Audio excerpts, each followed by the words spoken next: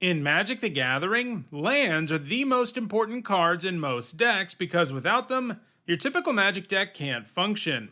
After all, they are the primary way to produce mana, and you need mana to cast your spells. This means that non-basic lands can be especially good because they can produce multiple kinds of mana and or because they have useful activated abilities. However, not all non-basic lands are good. In fact, some of them are so bad that they actively hurt your chances of winning the game, and those are exactly the kinds of cards we're going to look at in this video. The worst lands ever printed. This video is sponsored by Card Kingdom. If you want Magic singles or sealed product, use my link in the description.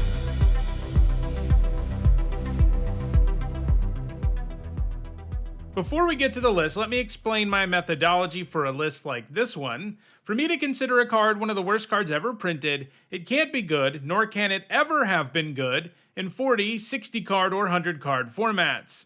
In other words, the cards I choose for this type of list are bad and always have been in every format. So even though the Fallen Empire's storage cycle, the Ice Age depletion cycle, and the Kamigawa and Tempest tap lands look pretty bad to us today, they can't be on the list because several cards in those cycles put up top 8s and 60 card formats back during their heyday. In other words, they actually worked in their original context, so it's hard to say that they are some of the worst lands ever printed. Alright, without further ado, here are my picks for the 10 worst lands we've ever seen. At number 10, I've got a whole land cycle, the Homelands Filter Land cycle. This is the first cycle of tri-lands ever, with each of them capable of producing mana of 3 colors in a particular shard. Normally that would make for a pretty awesome land, but these are really bad. You can tap each of them for colorless mana, and then you can pay 1 generic to filter mana of 1 color, like for Onhava Township, you can pay 1 generic and tap it for green. You can also pay 2 generic and tap each of them for 2 other colors of mana. Again, for the Township, you can get white or red. Filtering mana for 1 generic and getting mana of any color is a common effect in Magic, and it isn't like the lands that can do that are insane, but these are markedly worse, especially when it comes to their 2 generic mana abilities. Having to tap down 2 lands to make 1 mana is bad enough, and tapping down 3 to produce mana of a specific color is absolutely ridiculous, and way too slow to ever be worth doing. As bad as these are though, I do think they are by far the least bad lands on the list. This is because they can actually produce mana right away, even if it's only colorless most of the time, and they can fix your mana, they just do it in a really clunky manner. None of that can be said of any of the other cards on this list, all of which have way more serious problems than this cycle does. At number 9, it's Dungeon Descent. It's a land that enters tapped and you can tap it for colorless. You can also pay 4 generic mana, tap the Descent, and an untapped legendary creature you control to venture into the dungeon, and you can only do it at sorcery speed. Man, this might be a recent land, and it's pretty rare these days for them to design lands that are this terrible, but they really messed up on this one. I think it's safe to say that Wizards of the Coast thought venturing into the dungeon was going to be a lot stronger than it actually was. I mean, sure, it gives you some value, but paying 4 generic and tapping a super specific type of creature to enter a dungeon or move to the next room in one is an absurd cost. And you can't even do it at instant speed. I think it would have been very safe for them to remove the tap and untapped legendary part of the card when you're playing a land that can't produce mana right away, and that requires a huge mana cost for the effect in the first place. Dungeon Descent is an interesting case on this list because it's a card that has been modified for the Alchemy format on Magic Arena, meaning they rebalanced it entirely in an attempt to actually make this not one of the worst lands ever printed, and they had to go pretty dang hard to achieve that. The Alchemy version of Dungeon Descent doesn't enter tapped, and you only pay a single mana for the activated ability. They actually rebalanced a ton of other dungeon cards on Alchemy because so many of them are overcosted, and when they reduce costs like the Descent by a lot, it did actually turn out to be pretty good in the format. The Alchemy version of the Descent put up 2 top 8s at the Neon Dynasty Championship, for example, but the version most of us have to play with isn't ever going to put up a top 8 anywhere, as it's bad at producing mana and has an activated ability that is far too challenging to utilize. It is the most widely played card on this list in Commander, but that's just because people are desperate for dungeon synergy for some super specific theme decks, but I can almost guarantee you that their deck would be better if they just didn't play this land. At number 8, I've got Madblind Mountain. It's a non-basic land with the mountain type, which means that you can tutor it up with fetch lands and the like, but there's really no reason to ever do that. For one thing, it enters tapped. That means the baseline here is worse than a mountain. And because it's on this list, you know that the rest of the card doesn't do enough to salvage it from worse than basic mountain status. That's because all it has going on is an activated ability that costs 1 red mana to shuffle your library, but you only gain access to the ability if you control 2 or more red permanents. It's that last part that's really the nail in the coffin for this card, because if you could pay 1 red to shuffle whenever you wanted, that wouldn't be a bad card. It'd be narrow to be sure, and still worse than a mountain in a lot of decks, but at least it would have situations where you could shuffle up your library, like against decks playing baubles or prison decks trying to control what you can draw. But nope, you only gain access to that ability if you have 2 red permanents around, and that's not always easy to do. Throw in the fact that red decks rarely want tap lands to begin with, and we have a land that is both really slow and really useless. The number of situations where shuffling your library is worth doing is already incredibly minimal, so making you meet an additional requirement to get there is just ridiculous. At number 7, I've got the Masques storage lands. There's a cycle of these, 1 for each color of mana. All of them enter tapped, and even once they untap, they still won't produce any mana right away. You can tap them to add a storage counter though, and then you can also tap them and remove any number of storage counters from them to add 1 mana of a specific color for each counter you remove.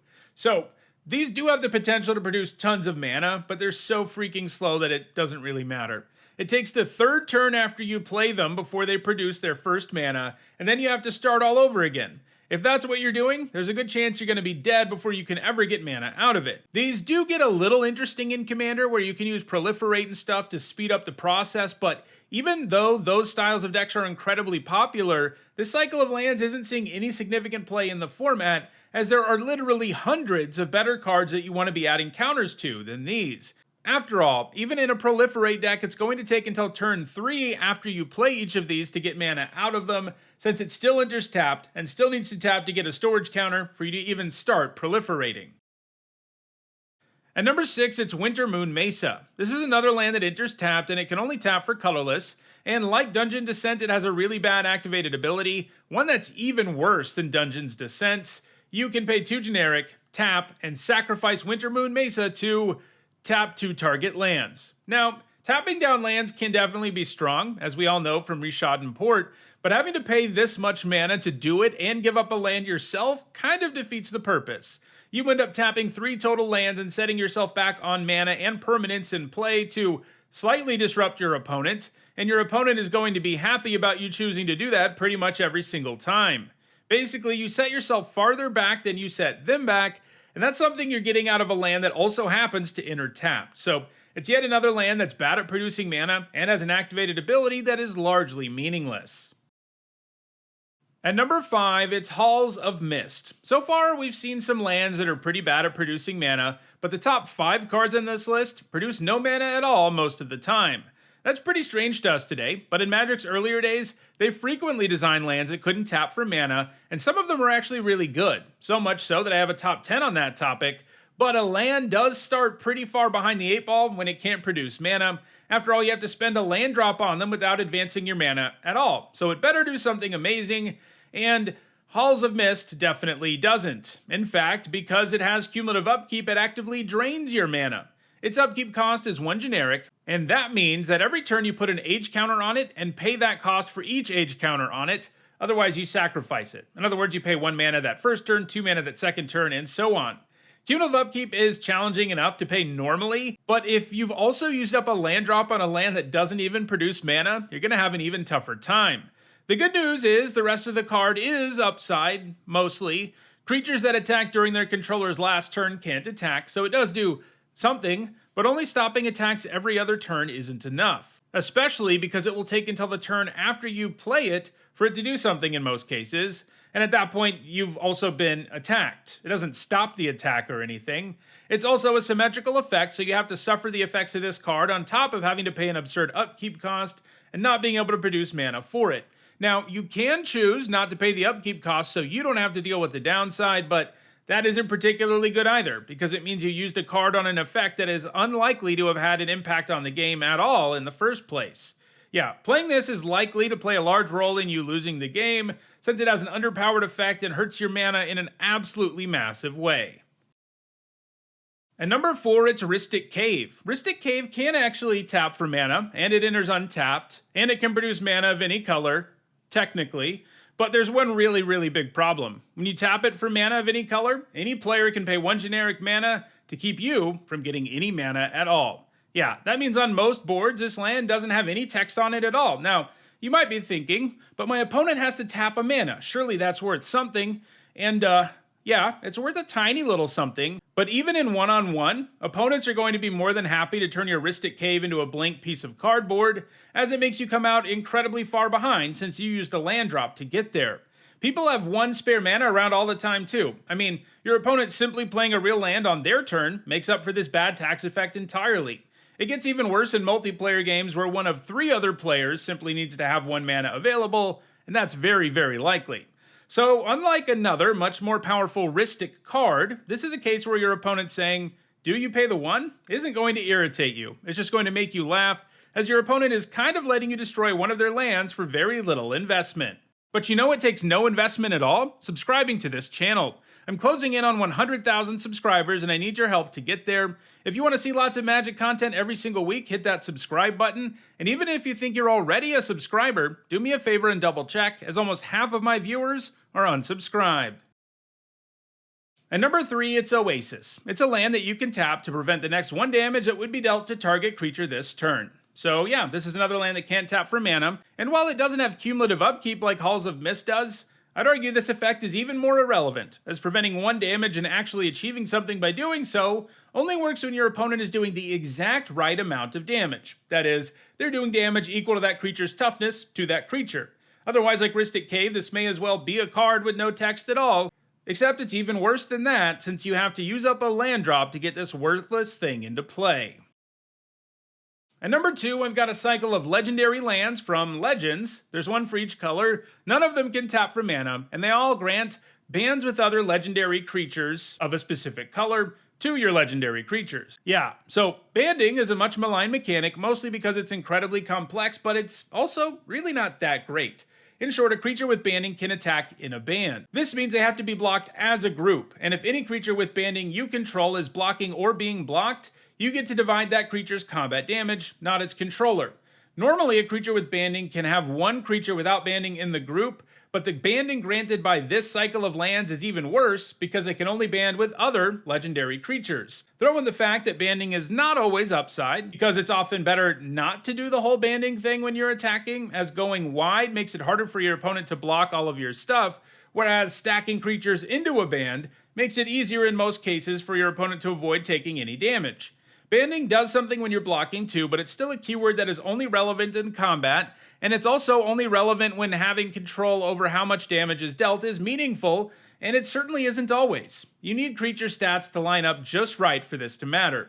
So banding is an already narrow ability that isn't always worth using when you have access to it, so playing a land that gives your creatures a super narrow form of banding, especially when it's a land that doesn't produce mana, is absolutely horrendous, and that's what makes this cycle of lands so terrible.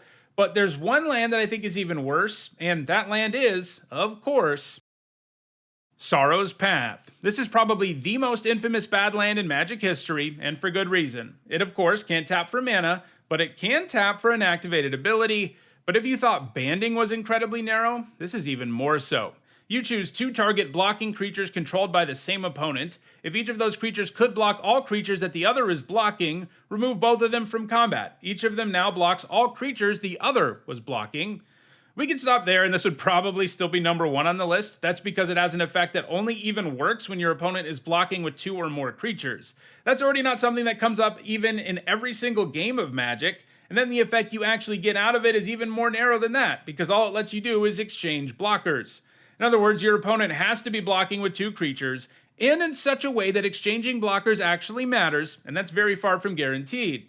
But Sorrow's Path gets even worse than all of that, because when it becomes tapped, it does 2 damage to you and all of your creatures. That means it's even less likely you can do something meaningful by exchanging blockers, since your creatures are going to have 2 damage dealt to them already, and you even shock yourself in the face while you're at it. Sometimes you'll see people say, but what if I play this in my Enrage deck, which likes it when my creatures get damaged? And to that I say, Even in that style of deck, this isn't worth using because actually having a situation where you can activate it is so difficult to achieve. There are dozens, if not hundreds, of better ways to damage your own creatures that can do it whenever they want to, unlike Sorrow's Path, which also has tons of other downsides that I've already discussed, most notably the fact that it doesn't even produce mana.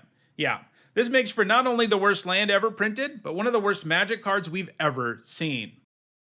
So, those are my picks for the worst lands in Magic history. If you'd like to own any of these cards because maybe you'd like to prove me wrong, check out the description where you can find a direct Card Kingdom link for each card that appeared in the video. If you enjoyed this video, please like it and share it so that others can enjoy it too. If you want to make sure you catch future videos, don't forget to subscribe. And if you want to catch up on past videos, including many more that look at the worst cards in the game, you should see a playlist on your screen shortly. Thanks for watching.